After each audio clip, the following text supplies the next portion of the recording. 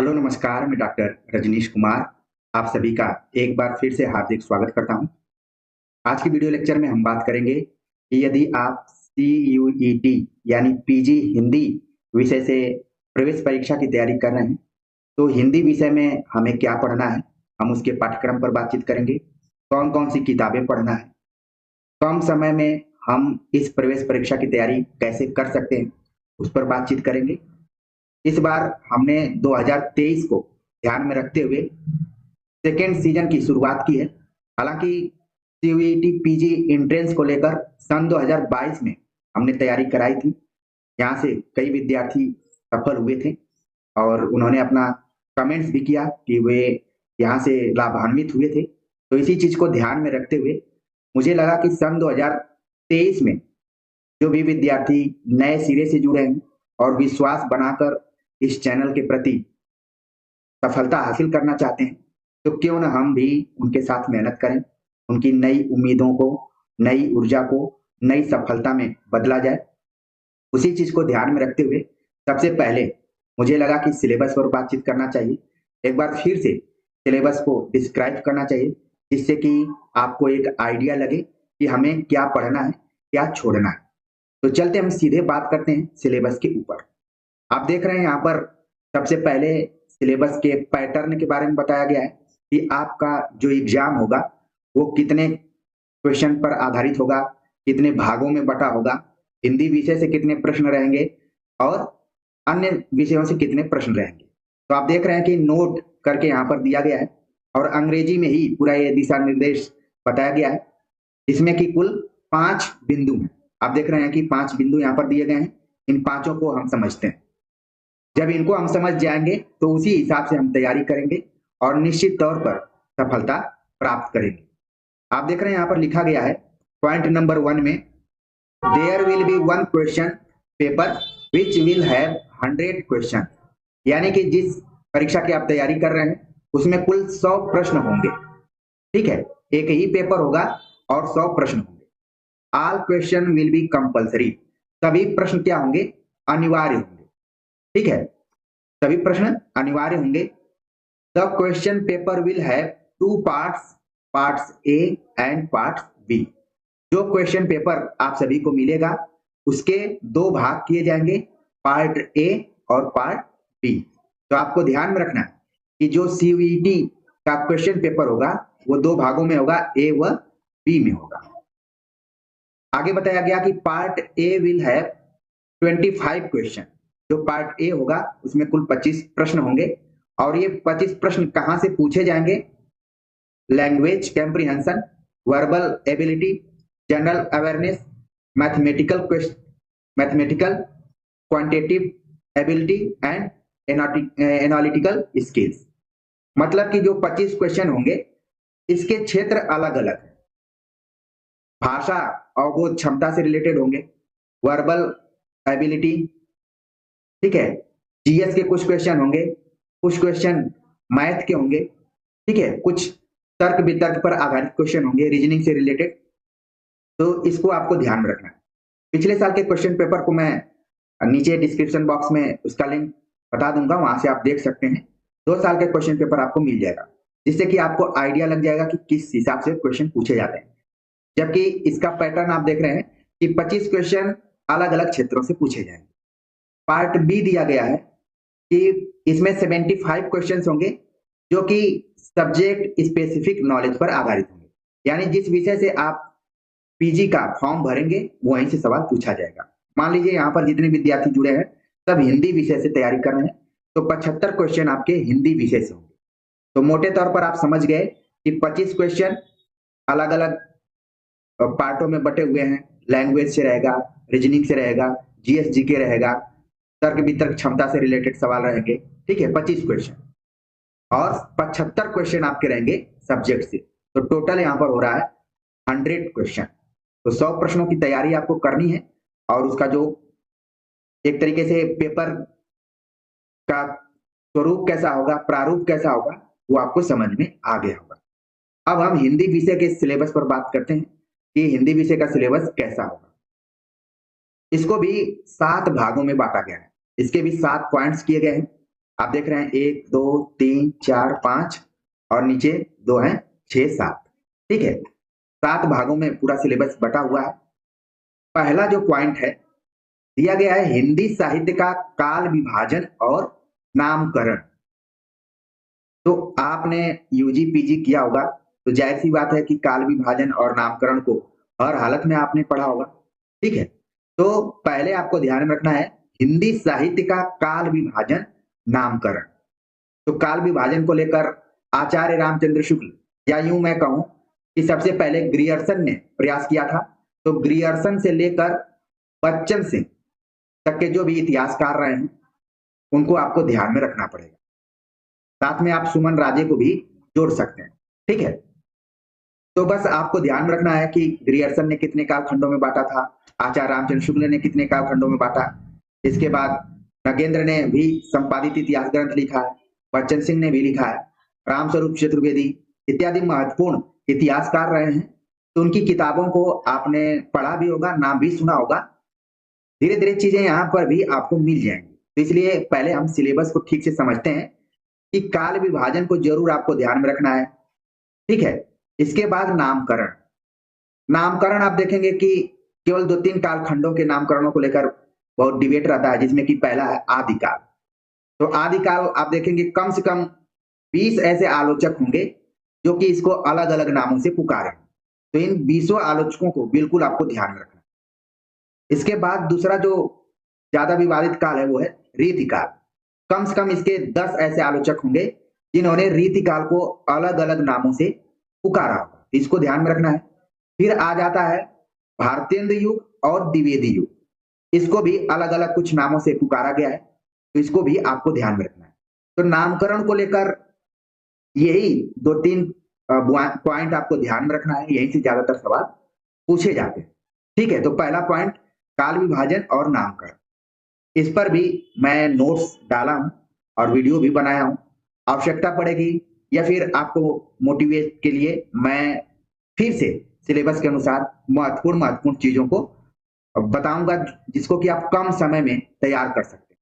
ठीक है, अब दूसरा जो पॉइंट है हिंदी साहित्य का इतिहास आदिकाल से आधुनिक काल तक पूरा बता दिया कि जो हमारा हिंदी साहित्य का इतिहास 4 कालखंडों में बटा हुआ है वो सभी आपको पढ़ने हैं, चाहे वो आदिकाल का हो आधुनिक काल का। तो आप देख रहे हैं कि जो पहला पॉइंट है, जब आदिकाल आप पढ़ेंगे तो इसमें इसको भी पढ़ना पड़ेगा, काल विभाजन और नामकरण।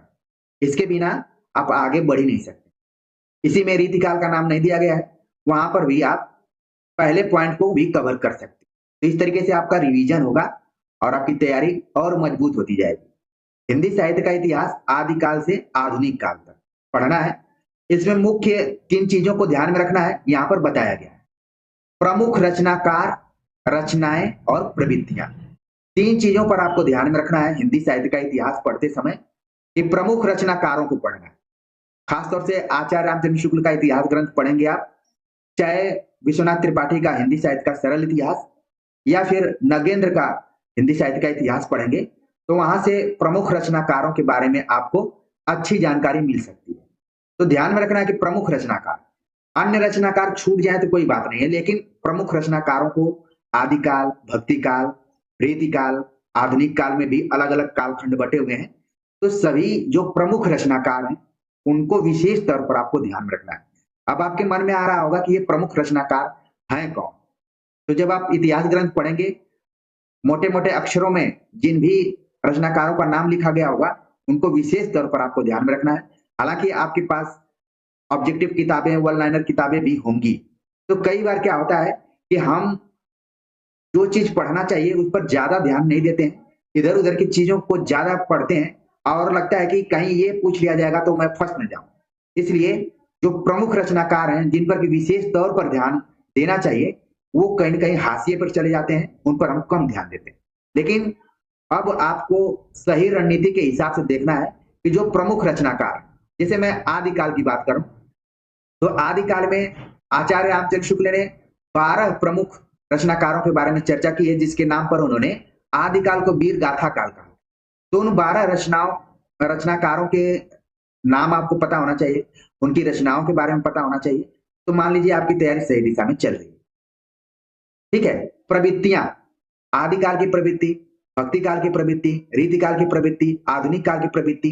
क्योंकि आधुनिक काल आप देखेंगे बहुत बड़ा काल, इसमें अलग अलग 6-7 कालखंड आपको दिखाई पड़ेंगे, तो लगभग सबकी प्रवृत्ति आपको तैयार करनी पड़ेगी। इस चैनल पर भी मैंने बनाया हुआ है, आप जाकर देख सकते हैं। सबका लिंक मैं डाल दूंगा, जिससे कि आपकी तैयारी के प्रति आपका झुकाव बढ़े। ठीक है। तो प्रवृत्तियों को आपको ध्यान में रखना है। तीसरा पॉइंट है हिंदी साहित्य की विविध विधाएं एवं रचनाकार। इसी को दूसरे शब्द में कहा जाता है अन्य गद्य विधाएं। ठीक है। अन्य गद्य विधाएं, या फिर आपने डॉक्टर रामचंद्र तिवारी की पुस्तक हिंदी का गद्य साहित्य पढ़ा होगा, तो उसमें विविध विधाओं के बारे में पूरा विस्तार से बताया गया है। और चैनल पर मैंने वीडियो भी बनाया है, उसका नोट्स भी प्रोवाइड करवाया है, आप जाकर देख सकते हैं। फिर भी 2023 को ध्यान में रखते हुए मैं लगातार आपके साथ जुड़ा रहूंगा, और आप भी उम्मीद करता हूं कि जुड़े रहेंगे। हिंदी साहित्य की विविध विधाएं एवं रचनाकार, ब्रैकेट में लिख भी दिया है कि विविध विधाएं कौन कौन सी हैं। तो यहाँ पर आपको ध्यान में रखना है उपन्यास, कहानी, नाटक, निबंध, आलोचना एवं अन्य गद्य विधाएं, जिसमें रेखाचित्र, संस्मरण, यात्रावृत्त, रिपोर्टाज, ठीक है, ये सब आ जाएंगे। तो आप देख रहे हैं कि इसमें 5 ऐसी विधाएं हैं जो कि एक तरीके से प्रमुख विधाओं के अंतर्गत मानी जा सकती है, और अन्य गद्य विधाएं 2 पार्ट इसके यहाँ पर किए जा सकते हैं। उपन्यास, कहानी जब भी आप पढ़ेंगे तो केंद्र में प्रेमचंद होंगे। प्रेमचंद के पूर्व, प्रेमचंद युगीन, प्रेमचंदोत्तर, जितनी भी कहानियां हैं, उपन्यास हैं, उनको बिल्कुल आपको ध्यान रखना पड़ेगा। इसी तरीके से जब आप नाटक पढ़ेंगे तो नाटक का विभाजन भारतेंदु युग, प्रसाद युग, इसके बाद के जो नाटक हैं प्रसादोत्तर नाटक, उनको आपको पढ़ना है। जब आप निबंध की बात करेंगे तो आचार्य रामचंद्र शुक्ल के पूर्व जितने भी निबंध लिखे गए, जिसमें कि भारतेंदु हरिश्चंद्र का जो युग है पूरा उसको लेना है, भारतेंदु युग, ठीक है, द्विवेदी युग, फिर इसमें शुक्ल जी का पूरा आ जाएगा, फिर शुक्लोत्तर युग। निबंध पढ़ते समय हमें एक और विधा है ललित निबंध, इसको भी ध्यान में रखना पड़ेगा। ठीक है। इसके 3-4 प्रमुख निबंधकार हैं, जिसमें विद्यानिवास मिश्र, कुबेर नाथ राय, हजारी प्रसाद द्विवेदी, इन लोगों का नाम प्रमुखता से आता है। ठीक है। इसके बाद है आलोचना। आलोचना की भी जब चर्चा की जाएगी तो वहां पर आचार्य रामचंद्र शुक्ल ही केंद्र में रहेंगे। ठीक है। तो आचार्य रामचंद्र शुक्ल के पूर्व हिंदी आलोचना, उनके युग में हिंदी आलोचना, और आचार्य रामचंद्र शुक्ल के बाद की हिंदी आलोचना को आपको ध्यान में रखना पड़ेगा, जिसमें खासतौर से आचार्य शुक्ल, हजारी प्रसाद द्विवेदी, रामविलास शर्मा, नामवर सिंह, इनको विशेष तौर पर ध्यान में रखना पड़ेगा। ठीक है। और बाकी जो भी चीजें होंगी मैं बताऊंगा। अन्य गद्य विधाएं, अन्य गद्य विधाओं के अंतर्गत रेखाचित्र, संस्मरण, यात्रावृत्त, रिपोर्टाज, विशेष तौर पर आपको ध्यान में रखना पड़ेगा। इस पर एक मैं वीडियो लेकर अवश्य रूप में आऊंगा, जो भी महत्वपूर्ण परीक्षाओं में पूछी गई हैं गद्य विधाएं, अन्य गद्य विधाएं, उनके बारे में। आपके लिए हो सकता है कि ये नया टॉपिक हो, प्रयोजन मूलक हिंदी के विविध रूप, लेकिन मुझे जहां तक लग रहा है कि जहां पर भी यूजी की कक्षाएं चल रही होंगी वहां पर बीए में किसी न किसी वर्ष में प्रयोजन मूलक हिंदी पढ़ाई जाती है, जिसमें कि राजभाषा, राष्ट्रभाषा, स्वतंत्रता संग्राम में हिंदी का योगदान, ठीक है, इसको लेकर, या फिर संचार को लेकर प्रयोजन मूलक हिंदी। तो इस पर हमने बहुत ही मेहनत करके सन 2022 में जब तैयारी करानी शुरू की थी तो वीडियोज बनाई थी। तो अभी के लिए आप उन वीडियोज को जरूर देखिए, बाकी आगे हम और क्लियरिटी के साथ और जो भी जरूरत होगी उसके हिसाब से लेक्चर जरूर अपलोड करेंगे। ठीक है। तो प्रयोजन मूलक हिंदी के विविध रूप को हमको पढ़ना है, राजभाषा, राष्ट्रभाषा, संपर्क भाषा, ठीक है, संचार भाषा, तो जितने भी तरीके के हिंदी के विविध रूप हैं उनके बारे में हमने बातचीत किया। इसको कई जगह फंक्शनल हिंदी भी कहा जाता है। इसके लिए हमने बुक भी बताई है, वो बुक है प्रयोजन मूलक हिंदी, विनोद बोदरे की। इसको आप ले लेंगे तो आपका पूरा काम चल जाएगा। ठीक है। अगला पॉइंट है जन संचार माध्यमों में हिंदी। जन संचार माध्यमों में हिंदी, अभी हमने केबीएस की तैयारी करवाई थी तो वहां पर एक किताब लगी हुई थी अभिव्यक्ति और माध्यम। तो इसको ध्यान में रखते हुए हमने लाइन बाय लाइन पूरा नोट्स बनवाया हुआ है। तो जहां भी आप चैनल पर जाएं और देखें केवीएस अभिव्यक्ति और माध्यम करके जो भी वीडियोज आपको दिखें उनको जरूर अपने लिए देखें, उससे नोट्स बनाएं, जिससे कि आपको अनुमान लगेगा कि जनसंचार में हमें क्या पढ़ना है, जनसंचार माध्यमों में हिंदी का प्रयोग किस तरीके से हो रहा है, हिंदी का कैसे विकास हो रहा है। उसके लिए यहाँ पर देखिए ब्रैकेट में भी लिखा हुआ है समाचार पत्र और हिंदी, विज्ञापन और हिंदी, रेडियो एवं टेलीविजन में हिंदी। तो इसको लेकर हमने केबीएस की तैयारी के दौरान पूरा वीडियो लेक्चर बनाया हुआ था, वहां से जरूर जाकर आप देखिए, जिससे कि आपको एक आइडिया लगेगा कि हिंदी का प्रयोग समाचार पत्रों में, विज्ञापनों में, रेडियो और टेलीविजनों में कैसे किया जा रहा है। ठीक है, चीजें और क्लियर होंगी। बाकी मैं इस बार तैयारी कराऊंगा, आप परेशान मत हुए। जिन जिन चीजों को मैं बता रहा हूं उनको आप नोट करते जाइए और उसी के अनुसार चलते जाइए। छठा पॉइंट यहाँ पर है भारतीय काव्य शास्त्र। जब आप भारतीय काव्य शास्त्र पढ़ते हैं तो उसमें कुल 6 संप्रदाय होते हैं। 6 संप्रदाय आपको नहीं पढ़ना है। यहाँ पर बताया गया, स्पेसिफिक बताया गया है कि क्या पढ़ना है। पहले नंबर पर दिया है शब्द शक्ति। शब्द शक्ति पर भी इस चैनल पर आपको वीडियो मिल जाएगा, बहुत अच्छे से मैंने समझाने का प्रयास किया है, जरूर देखिए, अपने लिए जरूर देखिए उसको। फिर आपको पढ़ना है काव्य हेतु, ये भी है इंपॉर्टेंट, इस पर भी मैटर आपको मिल जाएगा। काव्य प्रयोजन, ठीक है, ये भी मिल जाएगा मैटर। काव्य लक्षण, वैसे तो जब आप भारतीय काव्य शास्त्र पढ़ते हैं तो संप्रदायों के परिचय के बाद सबसे पहले हमें काव्य लक्षण के बारे में बताया जाता है, फिर काव्य प्रयोजन के बारे में, काव्य हेतु के बारे में, शब्द शक्ति के बारे में। लेकिन सिलेबस में यहाँ पर आप देख रहे हैं कि उल्टा नंबरिंग कर दिया गया है। फिर भी हमें बहुत ज्यादा नहीं पढ़ना है काव्य शास्त्र में, इन्हीं 4 बिंदुओं को पढ़ना है, शब्द शक्ति, काव्य हेतु, काव्य प्रयोजन और काव्य लक्षण। तो अब क्लियर हो गया होगा, क्योंकि जो विद्यार्थी इस पूरे सिलेबस वाले वीडियो को देखेगा उसका कॉन्सेप्ट एकदम क्लियर हो जाएगा, उसका लक्ष्य भी एकदम साफ होगा। और जो नहीं देखेगा, केवल कमेंट्स करके सोचेगा कि एक कमेंट्स में मैं पूछ लूं कि भारतीय काव्य शास्त्र में क्या पढ़ना है, तो फिर वो भटकता रहेगा, उसका लक्ष्य भी क्लियर नहीं होगा। इसीलिए आपको ध्यान में रखना है कि जितनी भी चीजें यहाँ पर बताई जाती हैं वो एज ए प्रतियोगी छात्र के मन के अनुसार बताई जाती हैं कि क्या क्या मन में आपके सवाल उठ रहे होंगे, उसको ध्यान में रख के ही बातें की जाती हैं। तो अब आपको क्लियर हो गया होगा कि आपको केवल भारतीय काव्य शास्त्र पढ़ना है, पाश्चात्य काव्य शास्त्र बिल्कुल नहीं पढ़ना है। अब जैसे कोई बच्चा उठेगा अभी लिख देगा कि क्या पाश्चात्य काव्य शास्त्र नहीं पढ़ना है, तो मैं अब उसका क्या जवाब दूं, क्योंकि वीडियो में मैं क्लियर बता रहा हूं कि सीयूईटी पीजी हिंदी के एंट्रेंस में पाश्चात्य काव्य शास्त्र सिलेबस में कहीं नहीं दिया गया है। भारतीय काव्य शास्त्र में 4 यहाँ पर टॉपिक पढ़ने हैं, शब्द शक्ति, काव्य हेतु, काव्य प्रयोजन, काव्य लक्षण। तो इसको पढ़ने में आपको 4 दिन भी नहीं लगेंगे। अगर बढ़िया से आप पढ़ते हैं तो 4 घंटे में इसको आराम से पढ़ सकते हैं। 7वां पॉइंट है हिंदी व्याकरण। हिंदी व्याकरण में आपको पढ़ना है संधि, समास, काल, वाक्य विन्यास। इसमें भी 4 टॉपिक ही पढ़ने हैं हिंदी व्याकरण के अंतर्गत। संधि पढ़ना है, समास पढ़ना है, काल, वाक्य विन्यास। इस पर हमने वीडियो बनाई हुई है सन 2022 की तैयारी के समय। तो अभी के लिए आप लोग उन पुराने वीडियो को भी देखिए, और मैं आप सभी की परीक्षा को ध्यान में रखते हुए जो भी आवश्यक जिस्ट होगा, कम समय में आप अधिक से अधिक जानकारी हासिल कर पाए, उनके बारे में बात करूंगा। और अगर आप कहेंगे कि सब्जेक्टिव तौर पर विस्तार से किसी विषय पर बात करना है तो उस पर भी हम बात करेंगे, क्योंकि मैं विस्तार से पढ़ाने में कभी नहीं भागता हूं। डर इसलिए लगता है कि वर्तमान समय में कम समय में लोग चाहते हैं कि कोई तैयारी कर ली जाए, और एक तरीके से इसमें स्वार्थ छिपा रहता है कि मैं फला किताब पढ़ लूं और इंट्रेंस पास कर लूं, फिर बाद में पढ़ेंगे, पहले इंट्रेंस जरूरी है। और वैसे भी जब आप लोग कोचिंग इत्यादि में जाते होंगे तो कोचिंग वालों का एक टैग लाइन उनकी होती है कि मैं आप सभी को विद्वान नहीं बना रहा हूं, बल्कि कैसे आप सफल हो ये मैं बता रहा हूं, विद्वान आप लोग बनने के लिए नहीं है। तो यहाँ पर इसीलिए मैं बहुत चीजों को विस्तार में नहीं जाकर पढ़ाता हूं। नहीं तो मैंने 10-15 वर्षों तक जो भी तपस्या की, इसीलिए की कि आपका कॉन्सेप्ट क्लियर हो। एक बार में नहीं, 2 बार में नहीं, 3 बार में नहीं, जब तक क्लियर नहीं होगा तब तक हम उस विषय पर बातचीत करते रहेंगे।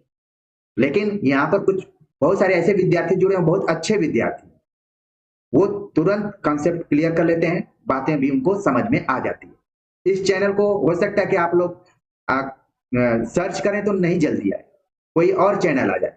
लेकिन आपको पता होना चाहिए कि अच्छी चीजों तक पहुंचने में वक्त लगता है, टाइम लगता है, अच्छी चीजें आसानी से नहीं मिलती। तो आप जब हमारी पुरानी वीडियोज को देखेंगे, पुराने नोट्स को देखेंगे, तो आपके मन में एक कॉन्फिडेंस आएगा कि मैं सही व्यक्ति के पास पहुंच गया और सही से हम तैयारी करेंगे। और जिस भी विश्वविद्यालय में आप एडमिशन लेना चाहते हैं, चाहे वो जेएनयू हो, बीएचयू हो, या फिर जिस सेंट्रल यूनिवर्सिटी में आप पढ़ना चाहते हो, खासतौर से मैं इन्हीं दो विश्वविद्यालयों के बारे में ज्यादा बातचीत करता हूँ। बाकी इस चैनल पर अन्य केंद्रीय विश्वविद्यालयों के भी बच्चे जुड़े हुए हैं, जिनसे कई बार कमेंट्स करते हैं तो पता चलता है कि वो भी लोग जुड़े हुए हैं, पढ़ रहे हैं, तो बहुत अच्छा लगता है। तो इसलिए मन में किसी भी प्रकार की कोई भी मतलब संशय, द्वंद की स्थिति मत बनाइए। सिलेबस आपको समझ में आ गया होगा, ठीक है। पैटर्न भी मैंने बता दिया कि किस हिसाब से सवाल पूछा जाएगा, और इस सिलेबस में आपको कैसे पढ़ना है, क्या पढ़ना है, क्या नहीं पढ़ना है, इसके बारे में भी बता दिया। बाकी पिछले साल की वीडियो लेक्चर का हम पूरा लिंक्स डाल देंगे, वहां से आप लिंक्स को देखिए, अपने समय के अनुसार पढ़िए। क्योंकि अगर आपको लक्ष्य प्राप्त करना है तो पहले आपको उठना पड़ेगा। जब आप उठेंगे, आप पूरी वीडियोज को देखेंगे, तो मेरा विश्वास बढ़ेगा। मुझे लगेगा कि बच्चे मेरे ऊपर विश्वास कर रहे हैं, तो मैं उनके विश्वास पर खरे उतरूं। पता चला मैं वीडियो डाल रहा हूं और बहुत सारे लोग इसको देख नहीं रहे, भटक रहे हैं इधर उधर। तो यहाँ पर जब आप आ गए हैं, तो मेरे ख्याल से आपको भटकने की जरूरत नहीं है। तो अपने आत्मविश्वास को बनाए रखिए, अपनी तैयारी को जारी रखिए, अच्छे से टाइम टेबल बनाइए, और इस चैनल पर जो भी चीजें अपलोड की गई हैं आपके विषय के अनुसार, आपके परीक्षा के अनुसार, उसका एक नोट्स जरूर बनाइए। बल्कि इस चैनल का नाम आप उस पर नोट्स पर लिख लीजिए, जिससे कि आपको लगे कि हमने कोई चीज ज्वाइन की है, कोई एकेडमी ज्वाइन की है। तो उम्मीद है कि सारी चीजें आप समझ गए होंगे, उसी के अनुसार आप काम करेंगे, निश्चित तौर पर आप अपने मन चाहे विश्वविद्यालय में प्रवेश पा जाएंगे। तो इन्हीं विश्वासों के साथ मैं लगातार जुड़ा रहूंगा, क्योंकि मेरी एक खासियत है कि जब तक मैं चीजों को कंप्लीट नहीं कर लेता हूं तो मुझे चैन नहीं आता। अब इससे ज्यादा मैं क्या बोल सकता हूं। मिलते हैं एक नए टॉपिक के साथ, तब तक के लिए नमस्कार।